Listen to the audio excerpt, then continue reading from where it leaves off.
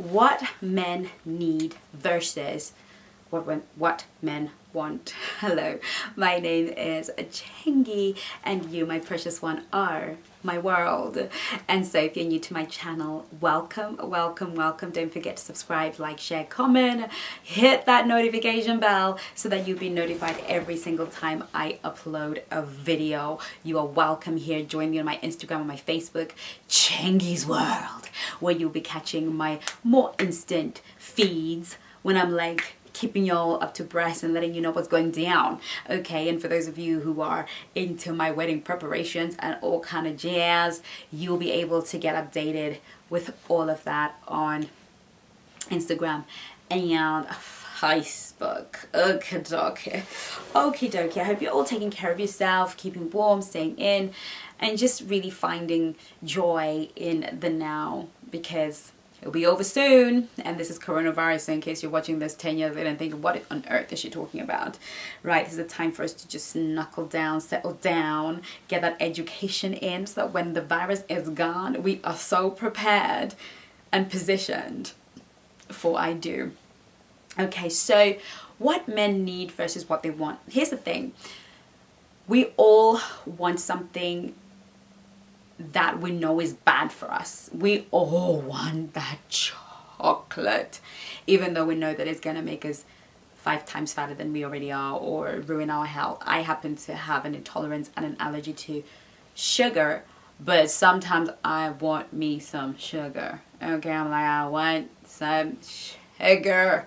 Okay, so it's really important for us to recognize that it is human nature to want something, to say we want something, to go for something, to fight for something we want, but know full well we need something else. So this is not a kind of pull men down or treat them like kids, but this video is going to give you some key things that men need even when they're asking for something else.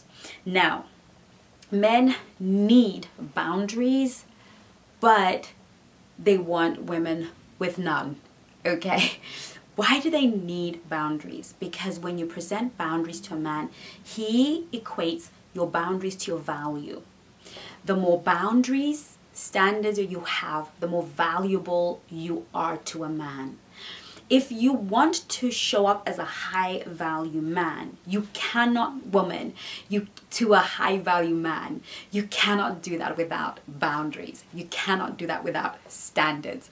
You can't do that without setting some obstacles before him that are not thievery, but essential for your comfort, your well-being, and your ability to love without fear. Okay, because when we feel safe, when we feel loved, when we feel cherished, then we give so much more to that man, to that relationship, because that's kind of how it works. Now, a man feels that a woman that has boundaries clearly has treasure behind those boundaries, clearly has more to offer than a woman who's a city without walls, a woman who has no standards, has no contracts, like I always say on this channel, about her body, about her time, about her attention.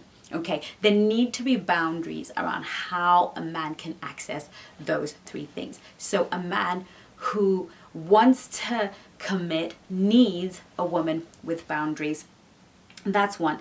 Number 2, a man wants a woman who's going to let him take her body whenever she wants, but he needs a virtuous woman. Men ask for sex that they know they shouldn't be having. Men will ask and push and press for sex that they full well know that they shouldn't be getting.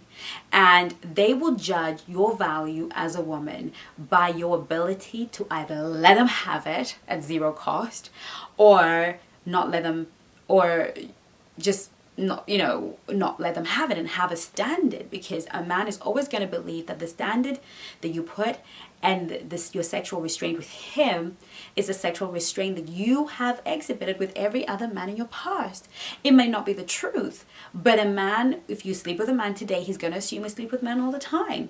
If you talk dirty with a guy on the first date, he's going to assume that's what you do with other men, because he has no reference point of view, right? So yes, men will push for sex. They will push for for you to lay down at first date, but really they're begging you to say no, begging you. I was talking to a guy friend of mine, and he was like, you show these girls a bit of attention and they're on their backs, right? He was like, just a bit of attention and they're on their backs. Actually, he was dating somebody, he met somebody on Instagram, sweet talking her, and was like, oh, there she is. I've got no intention of taking it any further, because you gotta watch your feed, girls. You gotta watch your feed. Okay, maybe that's another video. Okay, and he'd already made up his mind about who she was from her Instagram, but she was giving him attention, he was giving her attention. He made sure that his Instagram has got him looking all fine, so he knows that that's gonna be a trap for these girls. He decided he would take her on a cheap date. Anyway, he managed to sleep with her that night, and he was out there in like 2 seconds flat. And she's like, let's now go for, and do you want to spend the, no, I need to get out of here. And I don't think she's ever seen him for dust. Okay, that's horrible, that's terrible. But this is what he said to me that really made me think, whoa, yeah, Chengi, you got this.